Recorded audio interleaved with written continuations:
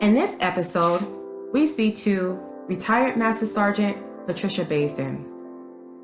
Master Sergeant Baisden tells us how she uses DNA testing to help her fitness clients reach their goals. She also discusses the importance of eradicating childhood obesity and how she helps her clients. And we talk about how important positive affirmations are to our children and their self-esteem. Let's get started.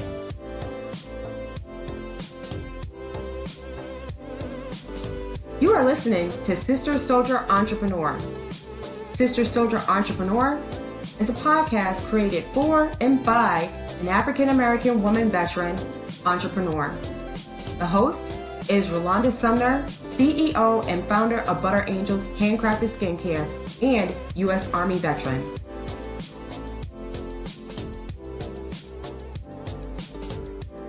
Good morning. Thank you for joining us.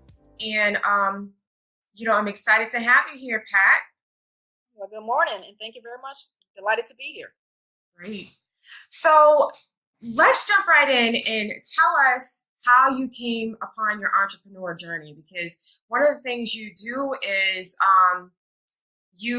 you're into health and fitness, and you help people get in shape, and you educate the public about the importance of fitness. So how'd you get into that? Well, at first I thought I wanted to be a doctor when I was growing up, but recently I had to make a change in regards to my education because I like school. I just don't like extended school. So I changed my degree to something else. But in regards to becoming the Baisden's Health Zone LLC, I got into that by being approached by a newspaper article that was published some years ago on First Lady Michelle Obama and the campaign that she launched in regards to get fit, let's move. And I was shocked to learn that the obesity rate in the United Nations was large. It was like me walking through society with blinders. So it was because First Lady Michelle Obama that Baisden Health Zone was first pushed into my brain, but it wasn't actually started until I was in the last leg of my military career. Okay. And did your military career have anything to do with that? Did it help shape your ideas? Because I know in the military, I think we're both Army. Like you gain, right? You gain 1 pound and they're like, look, okay, I'm gonna need you to put down the donuts. They're like, you got to run an extra mile. They really, really push us when it comes to fitness. So did that shape how your business was developed? Yes and no. Being in the military, we always have to do what we have to do in order to stay in the uniform. For us, being African American, is even harder for females to stay in a guideline settings based on male standards. So it was extremely hard for me, and I'm quite sure it was extremely hard for others. But Baisden's Health Zone was started because of my passion for kids, and I saw that the alarming rate between the ages of 1 to 6 was 5 to 6 times the average in regards to kids being obese and overweight. So my heart poured out to them, and I wanted to try to do something that was within my power to help. And because of that passion for youth, became Baisden Health Zone LLC, and then my mission to try to reduce or eliminate obesity, not only in youth, but young adults. So I want to reiterate the portion of where you said for African American women, it's a little bit more difficult to stay within health standards.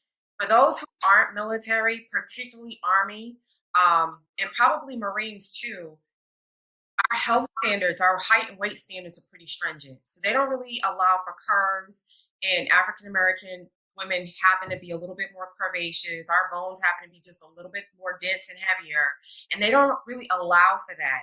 And so, you can stay slender for so long, and then say if you have children or if you get sick, your hips get a little big.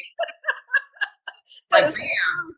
And I have seen some really thick women run like circles around a PT formation. Like they'll be in A group smoking everybody, but they're thick. Like that's just how their body was developed. And so one of the things that the military is saying they're trying to get a wrap on is our mentality around weight. Like You know it's PT time and height and weight time because we do some strange things to lose weight. You see all these like fat burners come out and Pedialyte and all kinds of tricks and tips on how to lose 5 pounds in like 3 days and don't eat 5 days before you get on a scale and all that stuff. Yes, we go to the extreme. We also put on the sauna suits to try to sweat it off. Yeah, 105 degrees outside. You got on aluminum foil and saran wrap. Go to the detoxing. Yeah, and it's utterly ridiculous. And so I'm glad you're not bringing those standards to children health because they're so susceptible to eating disorders and such. Like you don't want them to be obese, but you don't want them to be victims of starvation either. This is true. I don't blame it on the youth. I blame it on the parents because, and I really don't blame it on them as much because it's the way society is. We don't sit around the dinner table anymore. We don't have conversations. The parents are not cooking. They're always picking up foods from the fast food restaurant. I am thankful that some of the restaurants are now trying to serve a healthy diet meal instead of the stuff that's loaded with chemicals. So we have to get away from fast food and get back to the basics and just cooking a wholesome home cooked meal. Yep, that makes sense. I know recently I've had to become a vegetarian because I had a gallbladder surgery and I can't eat meat anymore. So I've had the hardest time having anything for lunch. The way my job is designed, I have to eat out almost every day because we travel a lot. And just trying to find something that is not going to make me feel bad, like something that's not going to give me heartburn and that's not loaded with fat. And you're right, there's more restaurants that are coming up with healthy alternatives. Like if you go to Taco Bell, um, they have it where you can make everything vegetarian. Correct. You can have vegetarian gorditas, tacos. They'll just replace the meat with beans, and you can add extra vegetables. And it's you would think Taco Bell would be like disgusting, but I love them now because it's one of the few places I can eat and I don't get sicker. But so tell us more about the services you provide.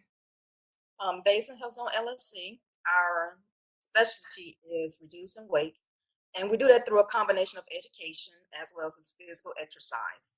Um, in regards to my trainers, were a little bit different because most personal trainers go through the process of doing a health assessment and then doing the trial and error in regards to finding out which combination meal plans and what workout plan work.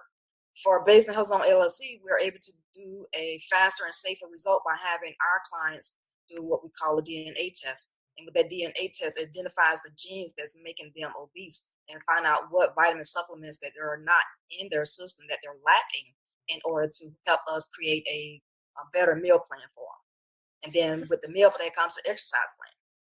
So how do you do that for kids and teenagers? Because you know they don't like needles.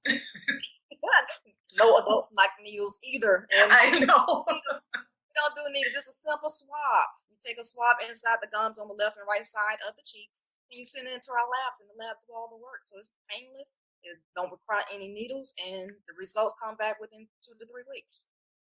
That's amazing. That is insane. I know when you first told me about that, I was like, shut up. I have to Right. get taped The and latest measured. technology is good. People just got to use it. That is that's awesome. So I know you guys haven't heard about DNA testing to see what works for you. And I'm almost certain that is an excellent benefit because you know when you're paying money to have somebody help you get back in shape, you don't want to take 6 weeks to figure it out. No, or a year or 18 Yeah, months. like it adds up really quickly. I spent thousands and thousands of dollars just trying to fit like somebody else's fitness standards, and it would have been nice to have the DNA swab initially. You know, you save a lot more money. So what kind of things do you offer kids? Like if you have a parent who has an obese child, and I don't mean just they're growing up and they're a little thick for now because their body is changing, but they're truly obese. What Mhm. things do you suggest to them? Because I'm not, I'm thinking that you wouldn't put them through the same rigors that you would an adult, would you? No, and that's a good question. Some certified personal trainers are qualified to be trainers for youth, and then there are some trainers that are also certified to be trainers for senior citizens. Each personalized trainer has a specialty, or they become a master trainer and they can train everyone. but for youth, there's a different standards in regards to how they grow up in regards to their metabolism systems and their growth spurts and things of that nature that comes into play. So with a child who is obese, you would never put them on any type of supplements. You will do a DNA test.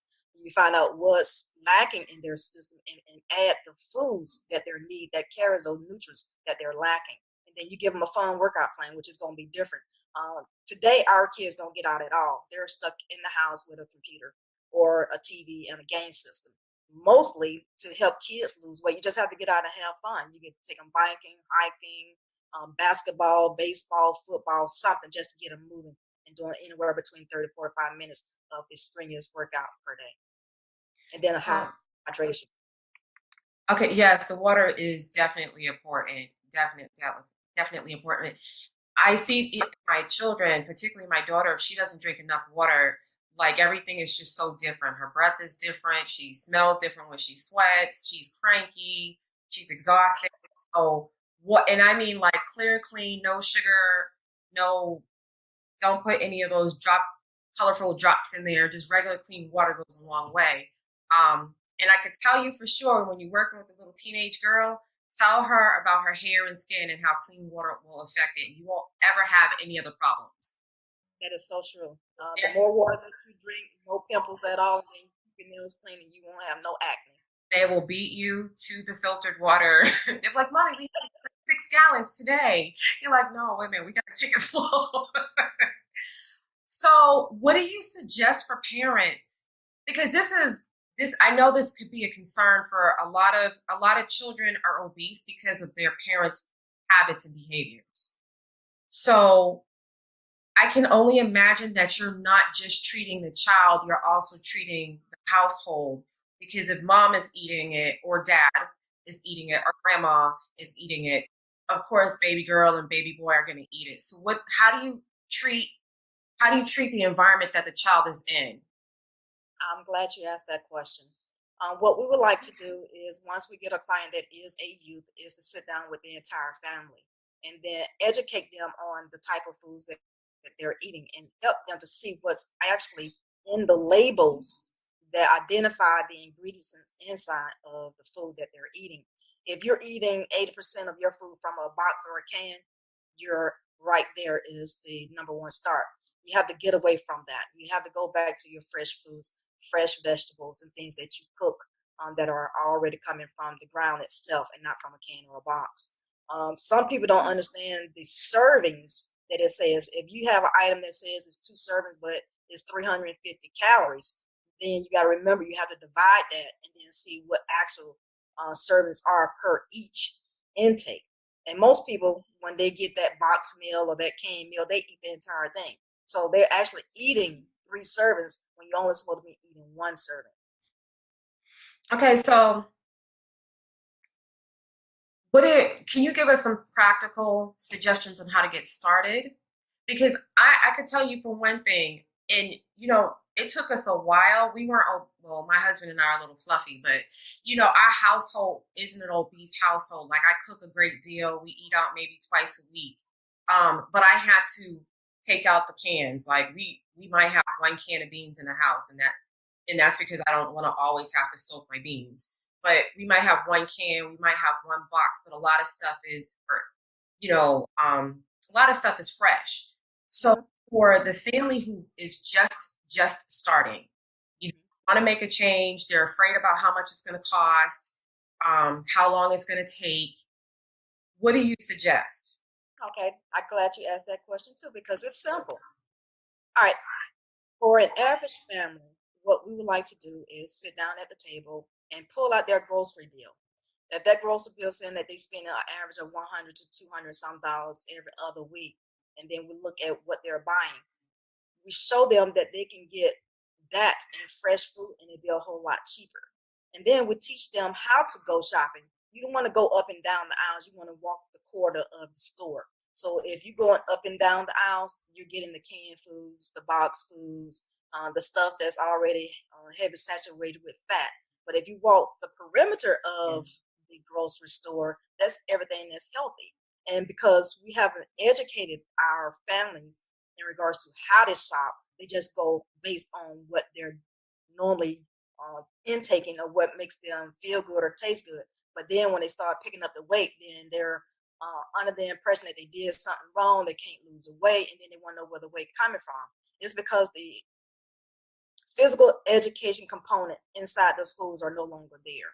I remember when I was growing up and going through middle school, we had physical education classes which took us outside. They also schooled us in regards to what we need to do in order to stay healthy. When I got to high school, it was the same way. And we even had home economics, which taught us how to cook. But now kids these days, they don't have that. So the parents who are now in the X generation are raising kids with no physical education requirements. So they're lost. So therefore, my company is one of the companies, along with some others that are now coming along the scene, they're trying to re-educate, reprogram that, yes, I understand that you love this food because it has this taste, but you haven't tried the other version. So based on your shopping habits, based on your spending habits, and then based on the amount of time that you say you don't have, I say, well, look, there's 24 hours in a day. You may go to work for 3 hours, 4 hours, or 8 hours. Your kid may go to school for 6 hours. But then when you come home, what do you guys do? Just majority of the families will say, well, I don't want to cook because I'm tired. So I will pick up something along the way. Well, that's McDonald's, Burger Kings, and whoever. Then they come and give it to the kids. The kids eat the food. They go sit in front of a TV set. Now, if they eat that food and then decide to go work out, then they will have a better chance of not gaining all the weight. So, time, exercise, education, and some physical nutritional information helps the family to better understand that it starts with them. You can't blame it on anybody else. It starts with them. And then if you need help, reach out. There's a lot of people out there that are willing to help you. And Baisden Horizon LLC is one of those organizations. Um, in regards to me, I'm here in Georgia, so I'm local. I'm trying to expand, so I'm looking for some other certified personal trainers because I want to take it to a national level starting in 2019. Um, I'm going to be putting together Let's Move Get Fit, which is a Get Fit challenge because I partner with another young man by the name of Phil Williams. He goes by the name of Little Jimmy, and together we have put together a program that's fit for the family, and it's called Let's Get Fit. And it has a two-phase. There's a rap component because first you got to start with the mind. If the kids are rapping these songs that have a whole lot of degrading of women and a whole lot of profanity, then that's what their mindset is. And then when they grow up, they still have that mindset. So we're going to try to reprogram them and give them fun hip hop songs that's going to be catered to staying healthy, getting good grades, anti-bullying, and things of that nature. And then we're going to take it to the next level in regards to let's actually get fit. And it's not just for the child, it's for the entire family. So together, those two phases will help to build a family unit that will fall in love with having fun with each other and not the TV sets and not the fast food meals. So I want to touch upon the socioeconomic effect of eating healthy and fitness requirements. Living in the suburbs and coming from the hood, I see the difference because you're right. In the there's a lot of school systems that don't even really harp upon that. Like the gym teacher is just sitting down, watching the kids do whatever they want. They're really not teaching them how to exercise, or there's not enough funding to give them the education they need to learn all of these general life skills. And then you go over to the suburbs and the more affluent neighborhoods, and they give them all that education and such. So I want to reiterate that you don't have to not try this or avoid it because you fear the socioeconomic impact. There are a lot of neighborhood farms. There are a lot of neighborhood food exchanges where you can go and there's somebody who's making the food, like they're growing vegetables from scratch. They have educational outreach in your neighborhood. So if you're like, look, I can't afford to get a personal trainer for the whole entire family. Um, you need to do a little bit more research, but there are avenues within your neighborhood and within your community that are doing these things. They are educating you. And then you don't have, I mean, going to walk your pet outside, taking the steps instead of the elevator, parking further in the parking lot, um, and not riding those little scooter things in the grocery store when you know you can walk. I'm not judging anybody who really need those because there are people who absolutely need to sit in those. But I kid you not, like 7 out of 10 times, I see somebody who is sitting in those things and they don't need it. Like what they need to do is just walk the extra aisle. It could be somebody young, somebody who's really obese, and because they're obese, they were sitting down. So I think we were a lot better off when we didn't have those little scooter things. And times I've had surgeries where I needed it, and I was like, no, Rolanda, because if you don't get your walk in, you're gonna get blood clots. Like I would just think of the worst case scenario to make me walk. Yeah, you take it to the extreme, but I do agree. Yeah, like I had to do something because if I didn't take it to that extreme, then I'd be like, Yes, and you're absolutely correct because a whole lot of organic farms are now in your local community, and the foods that they sell is not high. So you're getting it from a source, going directly from them to your home, and not going from the source to the store where they do increase the price, and then you buying it. So I suggest you do a Google search and say, where's the closest organic farm to my home? And then make a trip. And if it's in walking distance, walk and not drive. That would be even better. And then Aldi's, I used to be anti Aldi's for the longest time because when Aldi's first came out, they were kind of dirty. And so I was like, going in there, they're filthy. And then they started to do a big change, and now most of the foods that they carry are organic or all natural. Um, and you save a great deal of money in Aldi's. Like I went last week and it was like, oh my goodness. I mean, their food was good. They were clean. They had come a long way. So look at stores like Aldi's, Lidl's. I know we have a couple of Lidl's in our community. They have affordable prices. Most of their food is fresh or organic. Okay. So look within your community because there are efforts particularly since the Obamas were in office. There are a lot of efforts to bring fresher, cleaner food to your neighborhoods. You just have to do a little bit digging.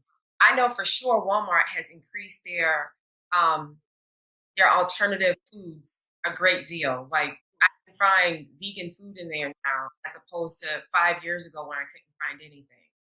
Correct.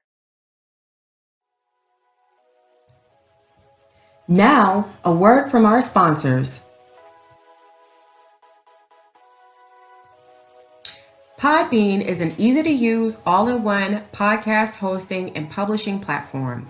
Podbean offers podcasting with no limits, and all plans have robust features to help you succeed with your podcast. You can even record and publish podcasts right from your mobile phone with the Podbean app. Podbean also offers integrated monetization tools so you can earn revenue for the work you create. To get started, visit podbean.com/butterangels.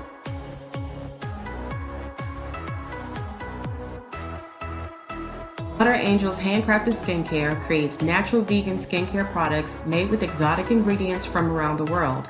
Butter Angels soothes and moisturizes dry skin on the face, hands, elbows, knees, and ankles of our nation's bravest warriors. Butter Angels handcrafted skincare is lightweight, fast absorbing, and long lasting, making it easy for woman veterans to moisturize and beautify on the go. Visit butterangels.com to learn more.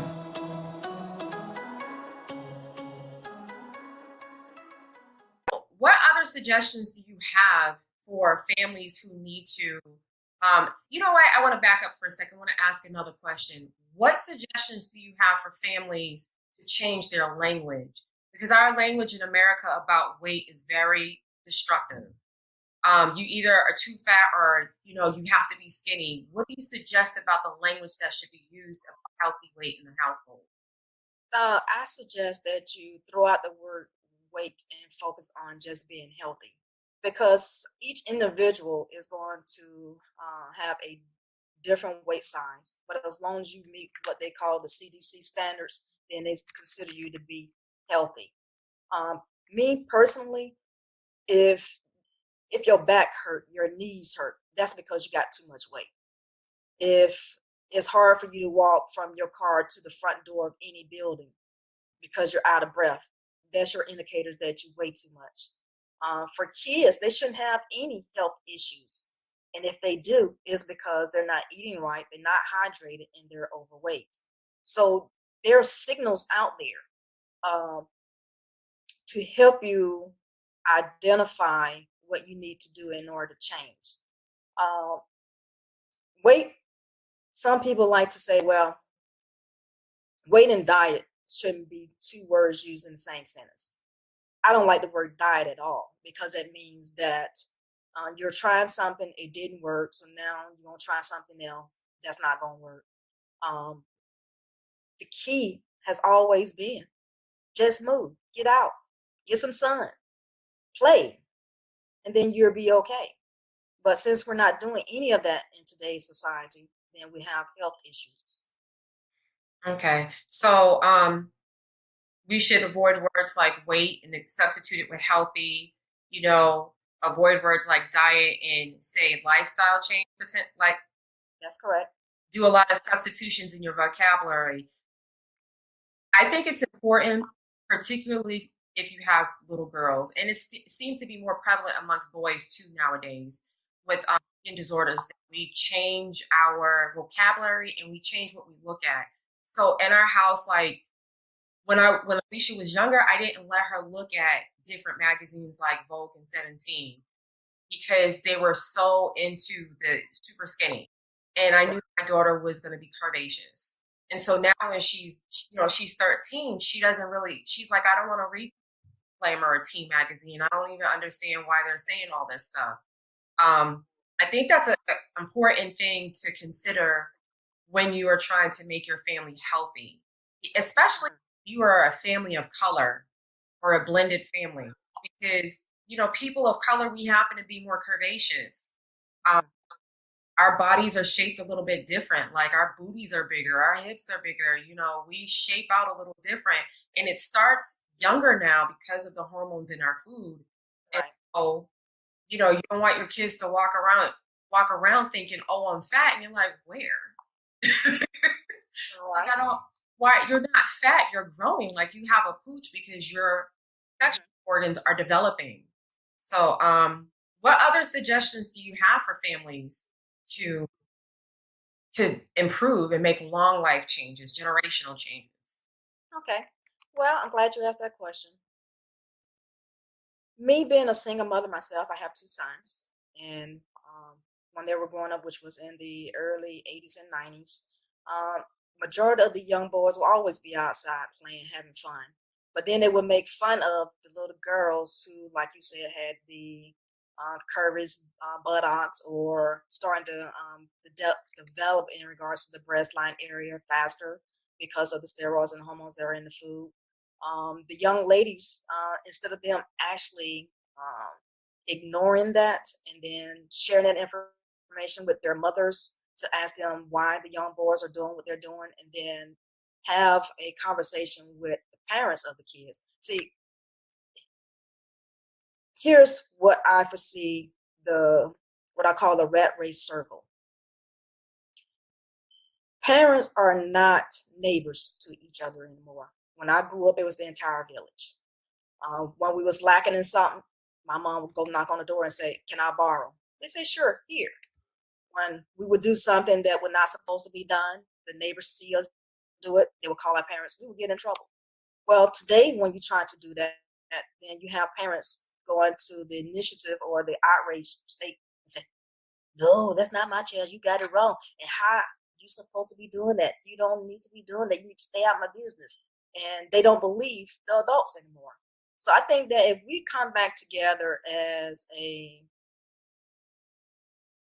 family in regards to a village, then we can start making some changes.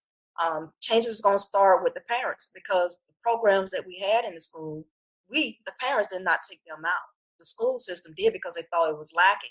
So it's going to be the parents that have them brought back into the schools.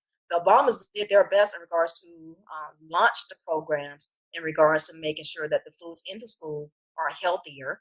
Um, but Now that they're out of office, there are going to be some more changes. So if we accept the changes that are not good, then if we don't stand our ground and say, look, my kids are here anywhere between 4 to 5 hours per day. They eat 2 meals with you guys, breakfast and a lunch.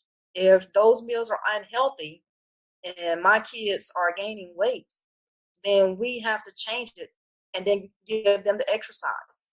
Um, Parents getting involved is going to be the key. Parents coming together is going to be the key. In regards to educating your kids, giving them words like, you are the most beautiful girl in the entire world.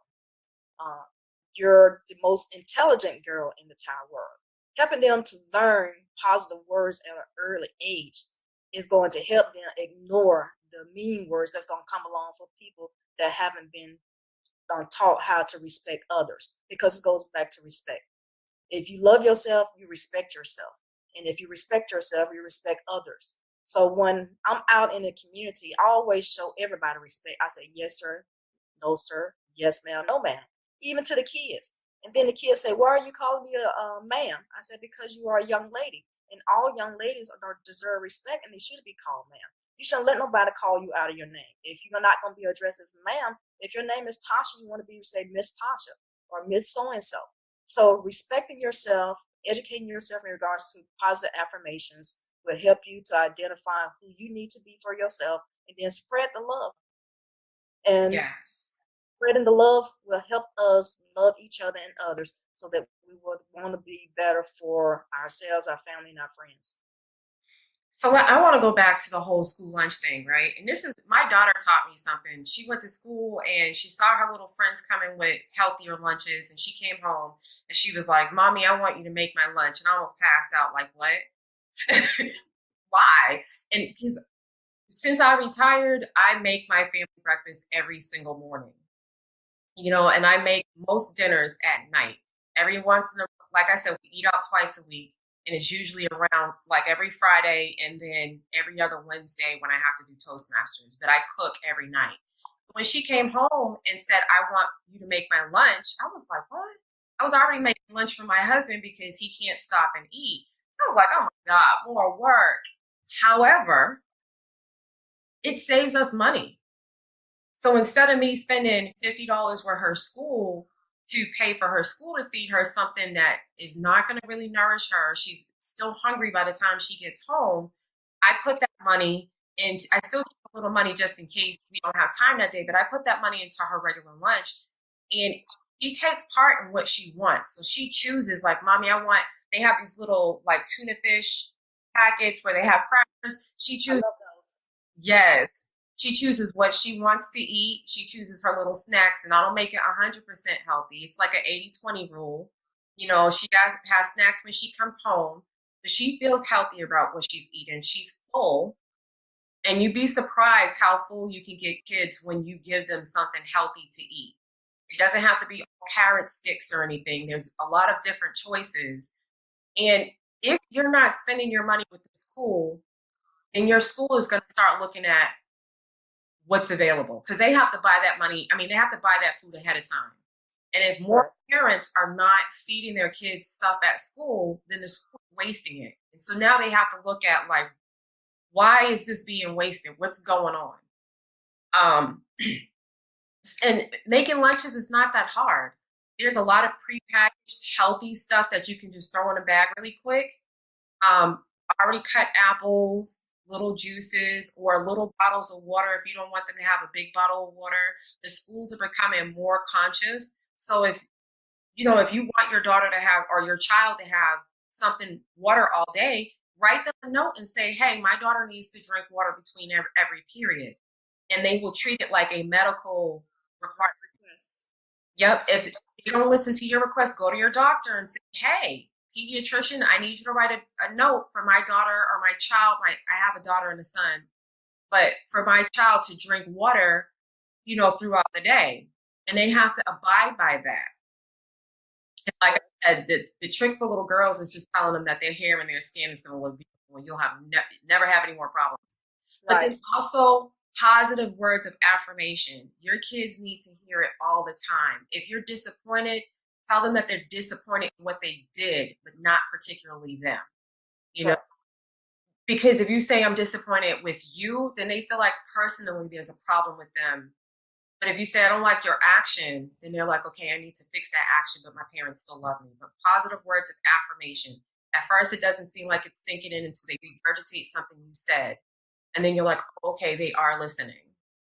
Right. Now go back to the schools. One of the things that I would like for the middle schools and high schools to do, because they have so many vending machines that give the kids quick access to junk food, they need to change the junk food and make it healthy snacks, or have the machines shut off at certain times during the day so the kids won't be able to have access to it. That's true. That's true. And I don't think my daughter's school has a vending machine, but I think they have like a little setup where the kids can go buy snacks and stuff. But they monitor them. Like in elementary schools, you can only get it if you eat all your food. They have conditions on how you can get that extra food. They kind of watch them a little bit, like, okay, if we see you eating the chips all the time, then we're gonna come to you and be like, why are you eating chips? You know, I haven't seen you eat an apple, or they try to make it where they can make their own choices, but they try to educate them about their choices and put in safeguards so that's not all they're eating. Okay. Um, what other suggestions do you have? Do you have any more? Because I know I'm like milking you for all your suggestions. You have me for all the suggestions that I have for families. Other than have fun with your kids, get out there with them, because if they see you do it, then they'll be encouraged to do it as well. But if you're saying you need to be outside more, go play with your friends. Well, the friends are inside with the video games, so they don't go to the friend's house just to play games. But if you say, "Hey, I'm game. I want to go out and go swimming, or I want to go out and ride a bike, or I want to go take a jog or a walk. Can you come with me?" And then say, "Mom, I don't want to go." But then it's okay, they will, because they see you do it. They try to become just like their parents because you're their first role models. Yeah, and you know what? There's parks everywhere. There's parks everywhere you go. Make it fun. You know, hey, let's go downtown and have some ice cream. Guess what you're doing downtown? You're walking. So they're walking for that ice cream. Start way on the other side and walk to get the ice cream and walk to get back and make it fun. Um, Right. if you live in if you live in a city, I know I grew up in Boston and you could take the train almost anywhere. And guess what? You could take the train to Revere Beach and you could take the train to anywhere you want. Pick a place where you can take the train or the bus and then explore that area and make it fun. Like it doesn't have to be all carrot sticks and stuff, but hey, we're gonna go walk to over here. So it doesn't feel like they're depriving themselves and they're having an outing for the day. Mhm. Doesn't have to cost a lot of money. Right. We try to be pretty frugal, and so we go on trips, especially when it's warm outside, and we don't spend a lot of money. Mhm. Like we might go early after we eat breakfast and come back right after lunch, or we don't spend a great deal of money, and it's fun. Like you just get out, Right. get some air. Yeah. Each state and city has something to offer, and you just got to find out what's in your community for you. And explore, be creative, explore how you can get to those areas. You might have to get with your community and have a trip, a big trip together. You might have to go to another community and look at their library. There's just all kinds of things out there.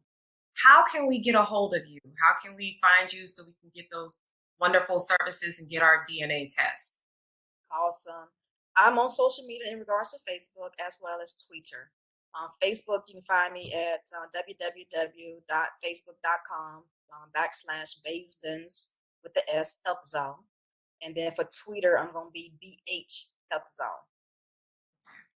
And then my telephone number is area code 678-210-1911.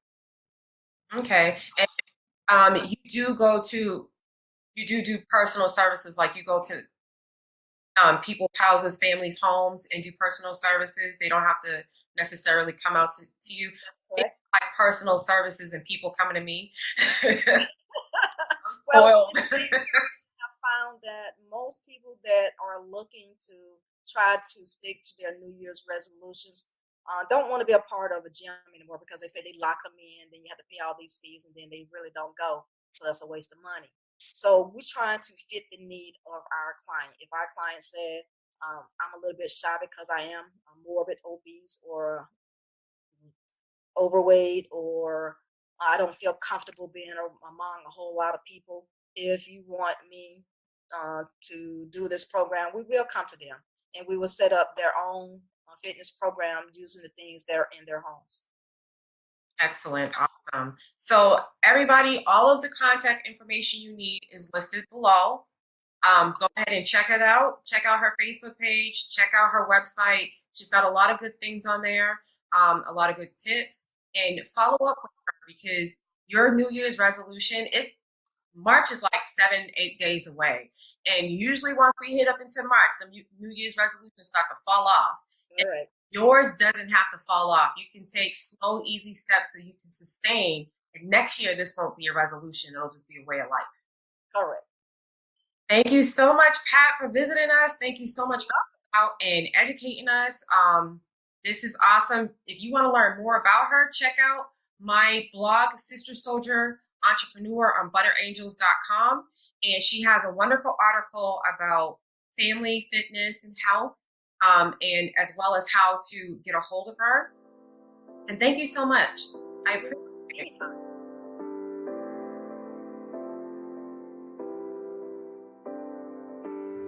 Thank you for tuning in to Sister Soldier Entrepreneur, the podcast created for and by African American women, veteran entrepreneurs. Sister Soldier Entrepreneur is powered by Butter Angels Handcrafted Skincare. Butter Angels Handcrafted Skincare is handcrafted, natural vegan skincare created with exotic ingredients from around the world. To be a guest on our show, please visit butterangels.com and click on Sister Soldier Entrepreneur. We would love to hear from you.